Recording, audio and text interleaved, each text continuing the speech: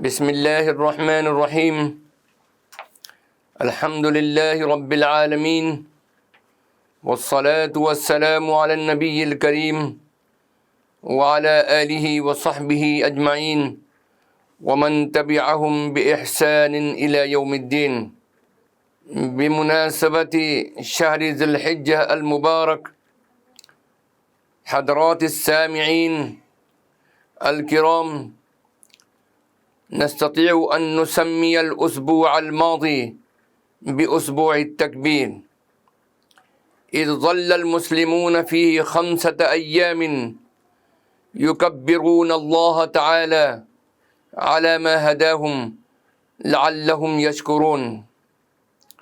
فمن سنة الإسلام أن يكبر أبناؤه في مختلف الأوقات، وبخاصة عقب الصلوات من صبح يوم عرفات إلى عصر اليوم الثالث من أيام العيد. ورأس التكبير وعماده هو كلمة الله أكبر. وبعض الكلمات الجليلة قد تفقد معناها وتأثيرها في نفوس الناس وإن كثر تكرارها، وذلك لقلة التدبر فيها والتأمل لمعناها أو الاستجابة لمغزاها.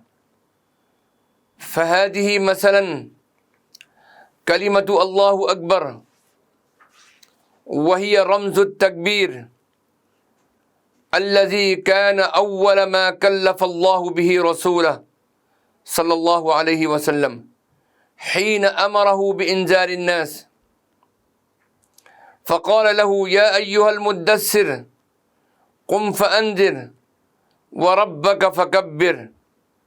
والذي يعلم الله رسوله أن يكثر منه بعد تقرير ألوهيته ووحدانيته. وقل الحمد لله الذي لم يتخذ ولدا ولم يكن له شريك في الملك ولم يكن له ولي من الذل وكبره تكبيرا. والمسلمون يكررون هذه الكلمة كل يوم 10 المرات على الأقل في الصلاة. ولو ذهبنا نبحث عن أثرها في نفوسهم وتصرفاتهم لوجدناه قليلا ضئيلا، مع أن الله تعالى قد شرع تكرار هذا الهتاف الإلهي في الأذان والصلاة وسواهما ليكون أشبه بدقات الساعة التي تتردد بين الفينة والفينة، منبهة لعباد الله، مذكرة بحقوق الله، منادية بالرجوع إلى الله تعالى ليستيقظ الغافل ويهتدي الضال ويرتدع المسيء ويزداد المحسن إحسانا. وكلما سمع أبناء القرآن هذا التكبير في ذكر أو أذان قابلوه بمثله، فيتعلمون الاستجابة للحق والمسارعة إلى الخير والتلاقي على الذكر والتعاون على البر والتقوى والمجاهدة للإثم والعدوان. الله أكبر نداء السماء المنزل من الله تعالى ليتردد بين أهل الأرض، مذكرا بجلال الله وغضبه وسلطانه وقدرته، فتقشعر منه جلود الذين يخشون ربهم، ثم تلين جلودهم وقلوبهم إلى ذكر الله، فترى المؤمنين يرددون كلمة الله أكبر في صدق وعزيمة، وكأن لصوتها هديرا كهدير البحر المتلاطم أو أشد وقعا، لأن معناها القوي البليغ قد أخذ يهدر في قلوبهم ويتلاطم في صدورهم، فكأن هذا من ذاك، وتتردد في الآفاق كلمة الله أكبر، فإذا هي نسمات السماء الطاهرة التي تحيي موات الأرض الهامدة، وإذا هي فيض الملأ الأعلى الذي يغسل أدران الحياة وأقذار البشر، فهي تدوي في أذن السارق الناهب فترتجف يده ويهتز كيانه، ويتذكر إن كان من أهل الذكرى أن هناك إلها أقوى منه وأكبر من حيلته واستخفافه ومن مكره وخديعته.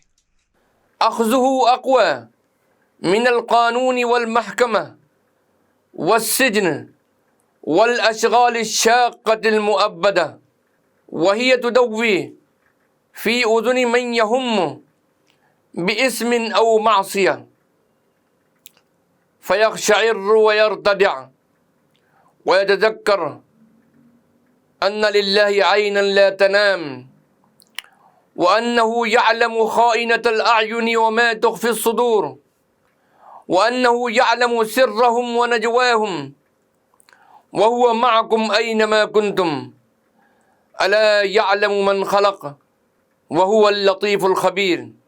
الله أكبر كلمة يرددها الغني الكثير المال الواسع الثروة، فيتذكر عندها أن الله أغنى الأغنياء، وأنه مصدر النعم والآلاء، وأنه هو الذي يعطي ويمنع ويخفض ويرفع، فلا يزدهي الغني غناه ولا يبطره ماله وثراؤه، بل يتدبر قول ربه: المال والبنون زينة الحياة الدنيا والباقيات الصالحات خير عند ربك ثوابا وخير أملا.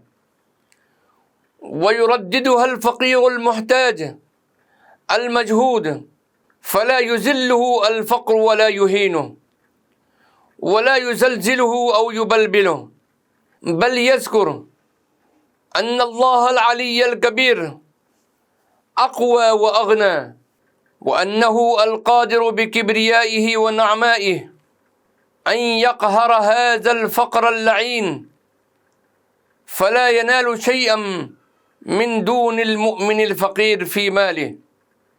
وإن خفتم عيلة فسوف يغنيكم الله من فضله، ألم يجدك يتيما فآوى ووجدك ضالا فهدى ووجدك عائلا فأغنى. الله أكبر يرددها الصحيح السليم المعافي القوي المفتول البدن، فلا يغتر معها بصحته ولا ينخدع بقوته، فإن الله الأكبر الذي وهب الصحة هو الذي يستطيع أن يسلبها ويضع مكانها العلة والمرض، والذي أعطى القوة قادرا على أن يحيلها ضعفا، وليست صحة الأبدان أو قوة العضلات وحدها مفخرة لصاحبها. فكم من حيوانات وبهائم توافرت لها قوى الأجسام ولم ترزق قوة العقل والجنان، بل لعل أشد البهائم بأسا في جسمها هي أقلها في التعقل والتمييز، والمهم هو قوة العقل وثبات القلب، لا شدة الجسم ولا صلابة العقل. ليس الشديد بالسرعة، إنما الشديد الذي يملك نفسه عند الغضب. ويرددها الضعيف المريض السقيم، فإذا هي بلسم ودواء، وإذا هي تذكرة بأن الله الرحمن الرحيم هو أهل الرجاء، وإذا مرضت فهو يشفين. وأيوب إذ نادى ربه أني مسني الضر وأنت أرحم الراحمين، فاستجبنا له فكشفنا ما به من ضر وآتيناه أهله ومثلهم معهم رحمة من عندنا وذكرى للعابدين. الله أكبر، يقولها الكبير المسيطر الذي يهم بطغيان أو بهتان، فيعلم ويتذكر أن هناك من هو أقوى منه وأكبر وأعظم، هو الله الأكبر، وأنه ذو البطش الشديد، فيرهبه ويتواضع له ويتأدب أمامه، ولا يبغي أو يطغى على أحد من عباده. وإلا فالمنتقم جبار، يعرف المجرمون بسيماهم فيؤخذ بالنواصي والأقدام. والعامة تقول وهي صادقة في قولها: الله أكبر على من طغى وتجبر.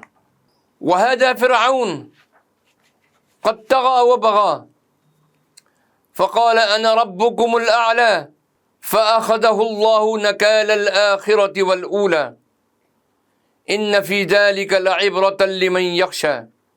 وهذا هو نداء الله لمن حاول أن يقاسمه رداء كبريائه: ادخلوا أبواب جهنم خالدين فيها فبئس مثوى المتكبرين.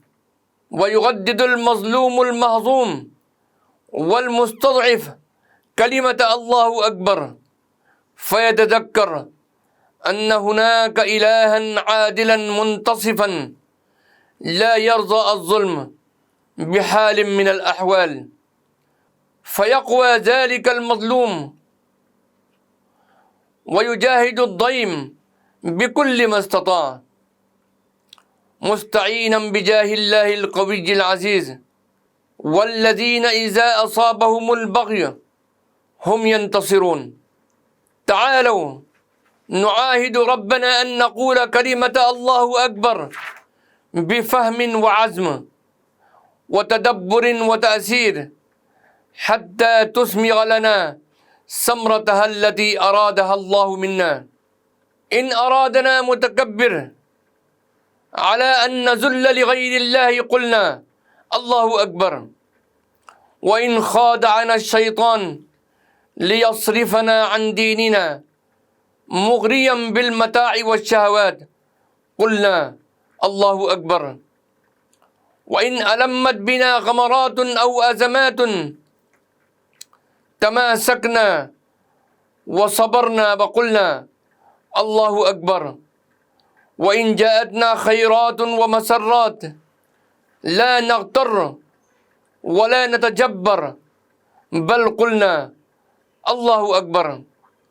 وليكن من دعائنا لربنا: اللهم جملنا بالتواضع لعظمتك والذلة أمام عزتك والاعتزاز أمام غيرك، واحفظنا من التكبر والتجبر، ولا تجعلنا من المفسدين في الأرض.